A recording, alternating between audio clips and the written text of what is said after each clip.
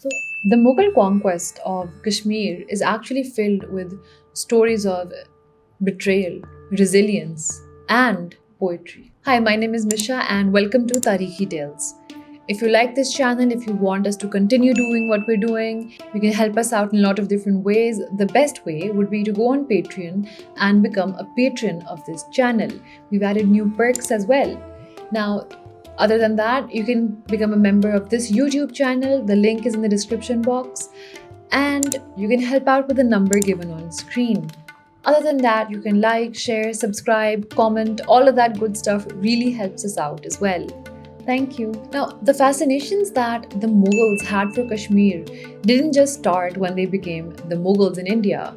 Even if you look at their ancestors like Timur, like Amir Timur, he in his autobiography also talks about Kashmir. He's heard stories from people and he calls Kashmir an incomparable country. But by the time the Mughals were established in India, Kashmir had become a kind of a chaotic place where their local rulers, of course, they were there, but there was a lot of infighting and there would be changes in regime very often. Now, Babur, who was the founder of the Mughal Empire, was actually one of the first Mughals who attempted to conquer Kashmir, and he made this attempt in 1528. He sent expeditions under commanders like Sheikh Ali Beg and Muhammad Khan, but they were defeated by the Kashmiri vizier Malik Qazi Chak. Babur later tried again, and this time he was kind of successful in putting on a ruler of his own called Nazuk Shah. But this victory was very short lived. And you see this trend kind of continuing throughout the Mughal Empire's history because the next ruler in line was Humayun. And Humayun's brother Kamran Mirza actually attempts to conquer Kashmir again in 1531. And when he hears about this unity in the area of Kashmir, he looks at it like an opportunity and he immediately dispatches about 3,000 horsemen under the leadership of Sheikh Ali and Marham Beg. But the Kashmiri nobles did not want an outsider ruler and they kind of rebelled and turned these people back. Now after this came Mirza Haider Daulat. He was Babur's maternal cousin and he also took multiple expeditions to the land of Kashmir. And he failed a lot of times, but in 1540 he was actually able to place Nazuk Shah as the ruler.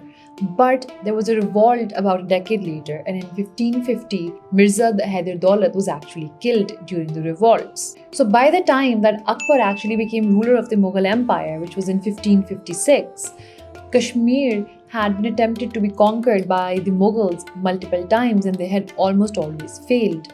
And at that time, what was going on in Kashmir was that a local dynasty was in power. The Chak dynasty was kind of ruling Kashmir and Yusuf Shah Chak became its ruler in 1578. Now, unfortunately, Yusuf's reign was kind of also marked with a lot of internal chaos. And there was a battle which took place at Eidgah where Yusuf eventually loses his throne to a guy called Mira Sayyid. And now Yusuf, who is from the Chak dynasty, who's lost his throne, now he is kind of going around from place to place. And in 1580 is when Yusuf Shah Chak actually reaches the court of Akbar himself. And initially, Akbar is said to have treated him with a lot of kindness. He even showered him with gifts, including mistresses. And he promised Yusuf that, okay, you know what, I'll help you out against the people who've ousted you from the throne. Now, if you look at the Mughal historian Abul Fazl, he talks about this as, he talks about Akbar's kindness and he says, the hand of the kindness of the world's Lord raised him from dust and distinguished him by various favors. Now we have to keep in mind, Abul Fazl kind of wrote a very praising kind of a history of Akbar's time. So he's praising the kindness that Akbar is giving to Yusuf Shah Chak. But what Akbar does do for Yusuf is that he kind of orders that a convoy of troops be given to Yusuf to kind of go back to Kashmir with.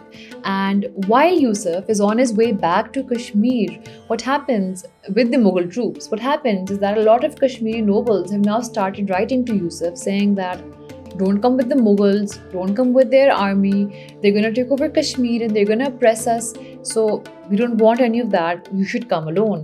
And Yusuf is kind of swayed because Yusuf has the same fear at heart. So Yusuf basically deceived the Mughal army and it said that he turned towards Rajouri mountains and kind of vanished from the army. Now, In Akbar's mind, he sees this, when he hears about this, he doesn't think of it as Yusuf kind of thinking about his people. He sees this as a betrayal and heavy deception, and he is not pleased. Now, when you look at Yusuf's side of the story, he later fights a battle in Sopor, and he actually is victorious in 1580, and he kind of gains his throne back. This is all happening in the same year. Now, once Yusuf has his throne back and all of that, the issue now is that the Mughal emperor Akbar, who at this point has a considerable part of India under his control, he's very displeased because Akbar thinks that Yusuf repaid his kindness by being treacherous.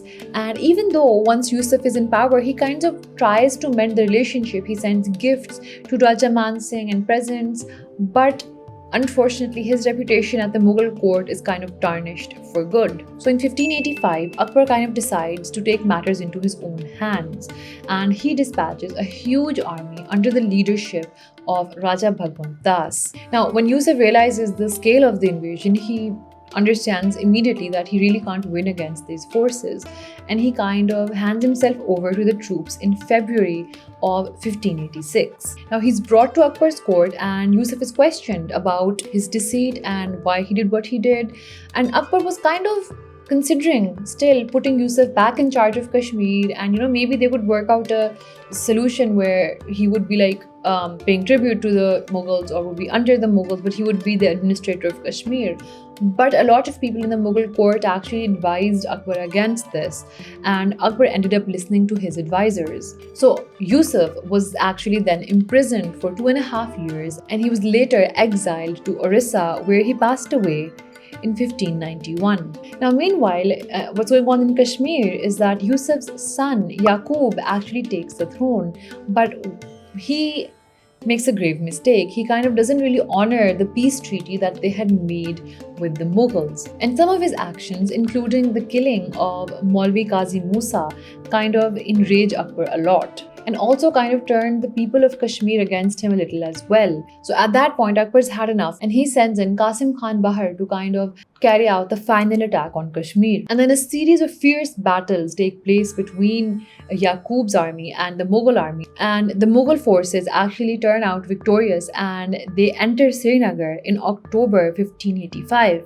Although it's said that the locals were also not supportive of the Mughal rule, and they were kind of uprising and revolts which kept taking place in the city for the next 2 months. So it took another 2 months for the Mughals to be able to establish their proper control over the land. And historians often talk about how the end of the Chak dynasty in Kashmir was actually not marked by just this conquest. Is actually marked by some very famous folk songs of Kashmiri history, which are written by Haba Khatun, who was the queen of Kashmir, who was Yusuf Shah's wife. It's said that after the Mughals actually conquered Kashmir, Akbar visited Kashmir about 3 times in his lifetime. It's said that with the end of the Chak dynasty kind of also marked the end of independent rule and for the Kashmiri people, which till date kind of continues. And the struggle of the Kashmiris continues even till today. That is how Kashmir kind of came under the Mughal Empire. Let me know what you think of this story. I would love to hear your thoughts and your ideas. I will see you guys next time. Bye.